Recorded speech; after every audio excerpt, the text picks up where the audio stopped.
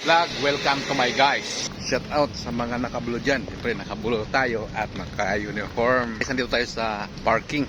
Oh, ang ganda rito. Bablog tayo. Siyempre, punta tayo sa seawall, no? Titingin tayo ng barko. Nung bata pa ako, ang tawag ko dyan, Darko. Nandito tayo guys sa breakwater to eh. Ayan, ang ganda ng yate. Meron pa rito sa kabila. Bibili tayo niya sa sunod. Walang tao kasi rito sa likod. Dito sila nagpa-practice bike. Dito sila nag-exercise. Dito pa rin tayo. Masarap maglakad-lakad dito. Walang katao-tao pa. Maya pa ito. Ganda rito paggabi kasi maliwanag. Kung nakikita niyo yung barko sa malayo na yun, hindi sa akin yun. Dito tayo pumarada kasi puno doon sa kabilang parking. Dito tayo sa dulo. Okay naman dito. Hindi naman matraffic. Kaya diretso tayo mamaya doon pagtundo sa kanila. Ang problema ngayon, maluloba tayo. Hahanap tayo ngayon ng masaksakan.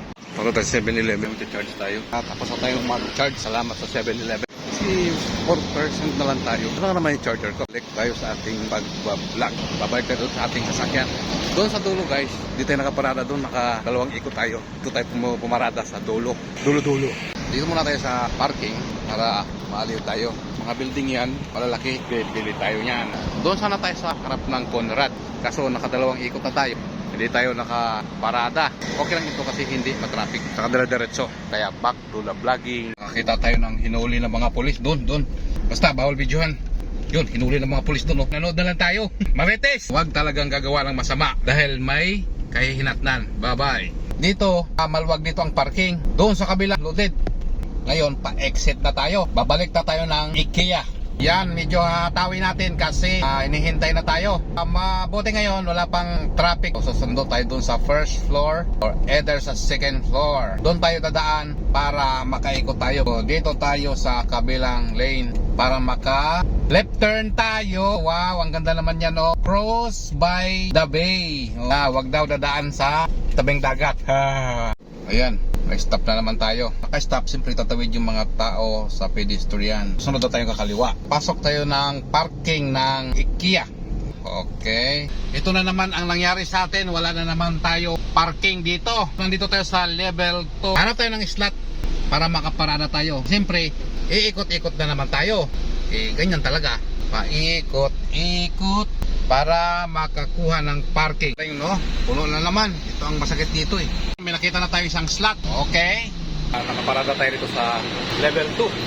Magtatanong tayo kung paano magbayad ng parking dito. Sabi, naging hirap ang Pilipinas. Daming kotso.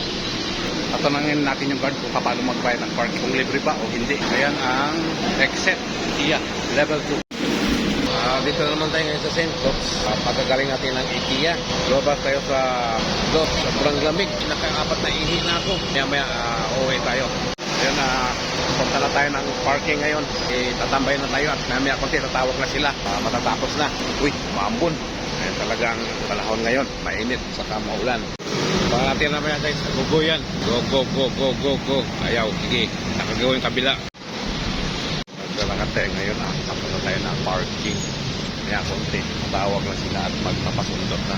Malapit na tayo sa parking. Kung mga motorista na to, alam na may tumatawid dire-diretso pa. Kaya sa pagdadrive, mahirap. Disgrasya. Malapit na tayo sa ating sasakyan. Bumalik tayo sa parking kasi mag-3 hours na tayo. Kanina pa tayo rito. Yung ating sasakyan.